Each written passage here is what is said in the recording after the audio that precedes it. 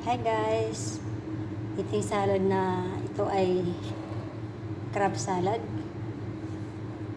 Ayan. Hiniwa-hiwa ko ito ng pahaba na may sahog na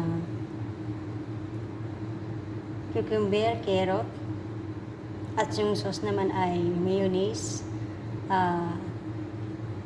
chili sauce. Ganun lang po.